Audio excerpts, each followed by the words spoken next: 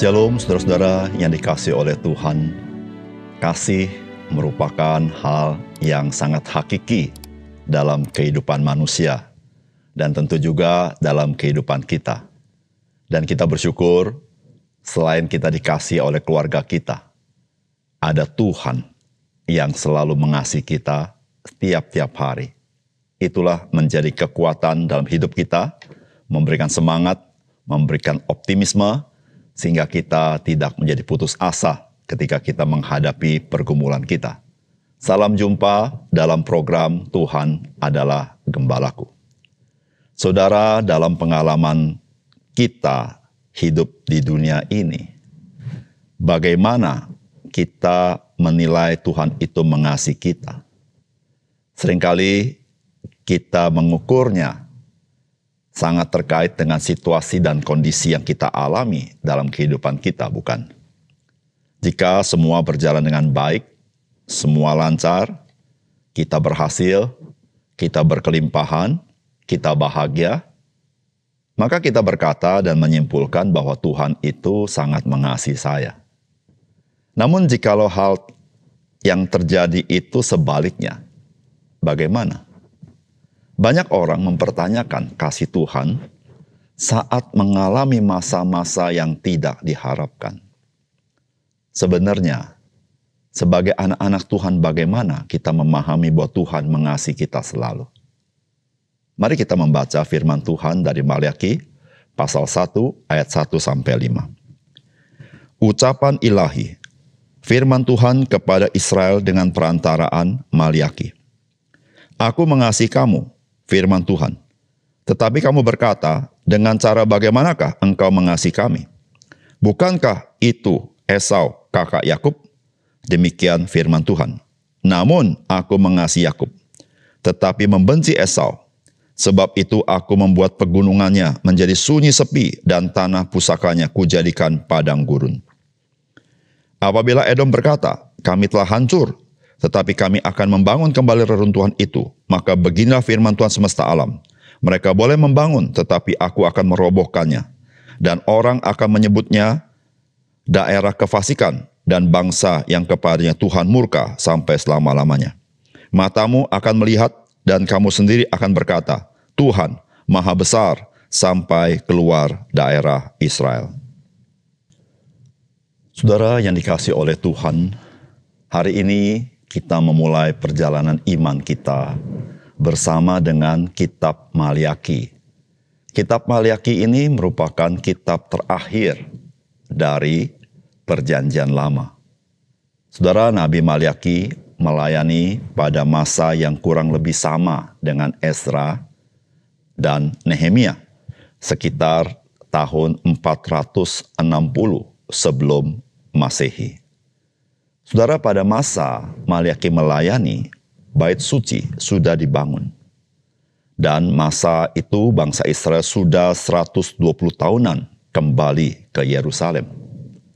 Dan situasi kondisi yang mereka alami di kota Yerusalem bukanlah kondisi yang mereka harapkan. Saudara, pada masa Maliaki yang sama dengan masa Nehemia ini, maka kita bisa melihat bagaimana kehidupan ibadah dan kehidupan sehari-hari umat Tuhan sangat memprihatinkan. Saudara, sebetulnya apa akar masalah mereka? Saudara, dari bagian ini kita bisa menemukan akar masalah mereka. Saudara, apakah pesan firman Tuhan bagi kita? Yang pertama, kita tahu Tuhan mengasihi kita sebagai anak-anaknya karena Tuhan memilih kita sejak sebelum dunia dijadikan. Saudara, Maliaki pasal 1 ayat 2-3 berkata begini, Aku mengasihi kamu, firman Tuhan, tetapi kamu berkata dengan cara bagaimanakah engkau mengasihi kami? Bukankah Esau itu kakak Yakub? Demikianlah firman Tuhan. Namun aku mengasihi Yakub, tetapi membenci Esau. Sebab itu aku membuat pegunungannya menjadi sunyi sepi, dan tanah pusakanya kujadikan padang gurun. Saudara, di dalam kitab Maliaki ini kita menemukan adanya transaksi percakapan antara Tuhan dengan bangsa Israel. Saudara, diawali Tuhan mengatakan bahwa Tuhan mengasihi bangsa Israel, yaitu umat Tuhan.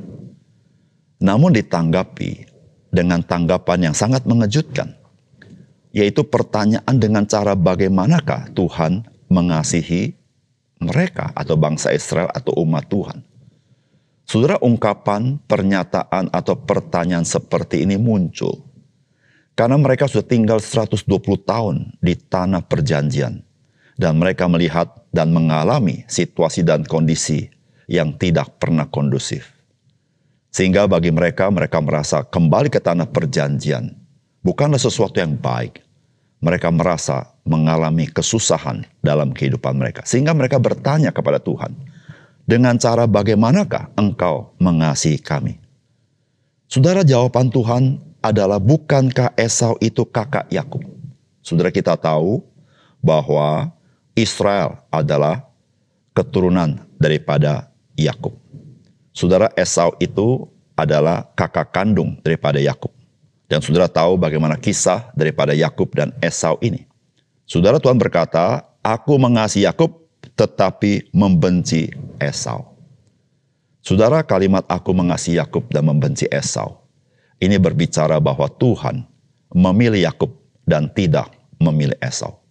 Saudara, pemilihan Tuhan kepada Yakub itu ketika Yakub masih di dalam kandungan daripada ibunya. Sebelum Yakub berbuat apapun, Tuhan sudah memilih dia. Padahal sesungguhnya seharusnya anak sulunglah yang dipilih oleh Tuhan. Namun Tuhan memilih Yakub, anak bungsu. Saudara, pertanyaannya adalah, apakah Yakub memang patut dikasihi sehingga Tuhan memilih dia? Saudara, kalau kita melihat perilaku Yakub, maka saudara, sesungguhnya Yakub bukanlah orang yang baik. Yakub seringkali menipu orang lain, bahkan dia sangat bergantung kepada hikmat akal budinya. Dia tidak bergantung kepada Tuhan. Lalu bagaimana dengan Esau? Apakah Tuhan tidak adil di dalam tidak memilih Esau? Saudara, Tuhan berdaulat atas dirinya sendiri, sehingga dia berhak memilih siapapun yang dia kehendaki. Saudara, apakah Esau ketika tidak dipilih, memang Esau layak untuk dipilih? Saudara, kalau kita perhatikan kehidupan Esau, saudara, Esau tidak pernah menghargai hak kesulungannya. Saudara, Esau yang kemudian bangsa Edom, kemudian menjadi orang-orang yang selalu memusuhi saudara-saudaranya bangsa Israel. Saudara yang kasih dalam Tuhan, baik Yakub maupun Esau, kedua-duanya sebetulnya tidak patut dipilih atau dikasihi Tuhan. Namun saudara, Yakub dikasih Tuhan, dipilih Tuhan semata-mata karena kasih karunia Tuhan. Saudara, di situ Tuhan mengatakan bahwa aku mengasihi kamu, aku membenci Esau. Saudara, di situ Tuhan mengatakan bahwa meskipun situasi dan kondisi kamu hari ini tidaklah kondusif, tapi ingatlah satu hal, bahwa Tuhan, dia memilih umatnya, yaitu bangsa Israel di dalam Yakub. Saudara, ketika Tuhan memilih, apapun yang kau alami dalam pemeliharaan dan perlindungan Tuhan. Saudara yang dikasihi oleh Tuhan, apa yang terjadi kepada bangsa Israel sebetulnya menggambarkan keadaan daripada kita sebagai orang-orang percaya. Saudara, di dalam firman Tuhan, di dalam kitab Efesus pasal yang pertama ayat yang keempat, saudara, dikatakan demikian, sebab di dalam Dia, yaitu di dalam Kristus, Allah telah memilih kita sebelum dunia dijadikan, supaya kita kudus dan tak bercacat di hadapannya. Ayat kelima, dalam kasih Ia telah menentukan kita dari semula oleh Yesus Kristus untuk menjadi anak-anaknya sesuai dengan kerelaan kehendaknya, supaya terpujilah kasih karunia yang mulia yang dikaruniakannya kepada kita di dalam Dia yang dikasihinya. Saudara, kita sebagai orang-orang percaya, Alkitab katakan Tuhan sudah memilih kita di dalam Kristus sebelum dunia dijadikan, supaya kita menjadi anak-anak Allah. Saudara, semua pemilihan yang Allah berikan kepada kita bukan karena kita lebih baik daripada orang lain. Kita adalah sebetulnya sama dengan orang-orang lain. Dosa kita tidak kurang daripada orang-orang lain. Namun, saudara-saudara, pemilihan Tuhan karena semata-mata anugerah Tuhan. Saudara, jikalau Tuhan memilih kita di dalam kondisi kita yang sama saja dengan dunia ini, saudara, bagaimanakah Tuhan tidak mengasihi kita ketika kita menghadapi situasi dan kondisi yang mungkin tidak kondusif? Saudara, kita harus tahu, jikalau Tuhan mau memilih kita, yang tadinya adalah orang berdosa, dan Tuhan menebus kita menjadi anak-anaknya. Saudara, dalam keadaan apapun, saudara harus ingat, kasih Tuhan tidak berubah. Dan jikalau kita sekarang sedang mengalami kesulitan, saudara ingatlah, Tuhan sedang merenda hidupmu dan hidupku. Meskipun kau tidak melihat, namun engkau mengenal bahwa Dia mengasihi engkau. Disitulah saudara-saudara, di dalam kondisi apapun yang kita hadapi, saudara kita tetap memiliki optimisme, kekuatan, semangat, dan tidak putus asa. Karena kita tahu, Tuhan yang memilih kita, Dia setia di dalam mengasihi kita. Yang kedua, kita tahu Tuhan mengasihi kita karena Dia tidak membiarkan kita binasa, melainkan kita beroleh hidup yang kekal. Saudara, firman Tuhan berkata begini, tetapi membenci Esau, sebab itu aku membuat pegunungannya menjadi sunyi sepi dan tanah pusakanya kujadikan padang gurun. Apabila Edom berkata, kami telah hancur, tetapi kami akan membangun kembali reruntuhan itu. Maka beginilah firman Tuhan semesta alam. Mereka boleh membangun, tetapi aku akan merobohkannya. Dan orang akan menyebutkannya daerah kefasikan. Dan bangsa yang kepadanya Tuhan murka sampai selama-lamanya. Saudara, dari bagian firman Tuhan ini kita membaca bagaimana sikap dan tindakan Tuhan kepada Esau dan keturunannya, yaitu Edom. Saudara, tindakan Tuhan ketika kita baca bagian ini, mungkin membuat kita bertanya-tanya dalam hati kita. Mengapa Tuhan berbuat seperti itu?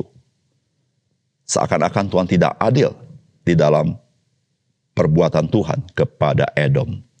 Saudara, sesungguhnya ketika kita membaca kisah kehidupan daripada Esau dan Edom, saudara kita bisa melihat bahwa di dalam diri mereka nyata sekali kebinasaan itu. Mereka adalah orang-orang yang tidak menghargai Tuhan. Mereka adalah orang-orang yang tidak menghargai umat Tuhan. Mereka bermusuhan. Mereka menekan bangsa Israel. Saudara yang kasih dalam Tuhan, sesungguhnya kebinasaan itulah yang mereka hidupi.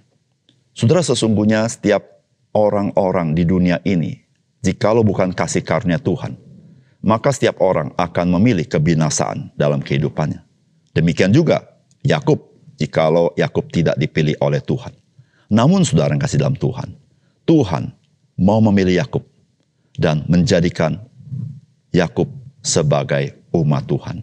Sehingga saudara, bangsa Israel akan ada sisa mereka yang percaya kepada Tuhan. Dan sampai hari ini bangsa ini masih ada, sedangkan Edom sudah tidak ada.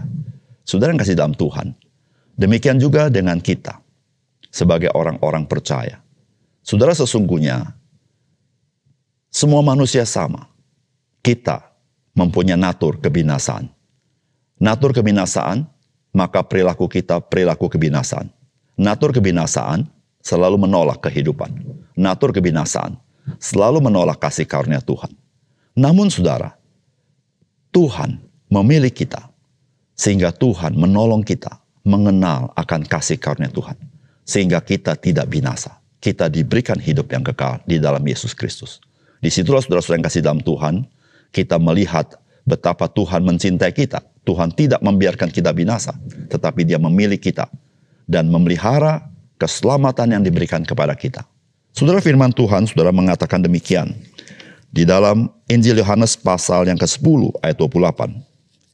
Dan aku memberikan hidup yang kekal kepada mereka, dan mereka pasti tidak akan binasa sampai selama-lamanya. Dan seorang pun tidak akan merebut mereka dari tanganku. Saudara, betapa indahnya kasih Tuhan kepada kita. Saudara, jikalau kita dengan kekuatan kita untuk melindungi kita, supaya kita tetap menerima hidup yang kekal. Saudara, tidak seorang pun di antara kita sebagai orang percaya yang sanggup mempertahankannya. Karena tidak seorang pun di antara kita yang steril dari perbuatan dosa atau kesalahan. Namun saudara, Tuhan yang memilih kita, Dia memelihara kita, dan Dia memberikan kita Roh Kudus, sebagai jaminan daripada keselamatan yang akan Dia berikan. Sehingga saudara, kita menjadi orang tidak binasa. Saudara, betapa indahnya hidup di dalam Kristus. Karena kita menerima hidup itu, dan hidup itu dalam kelimpahannya. Saudara, itulah yang memberitahukan kepada kita betapa Tuhan mengasihi kita.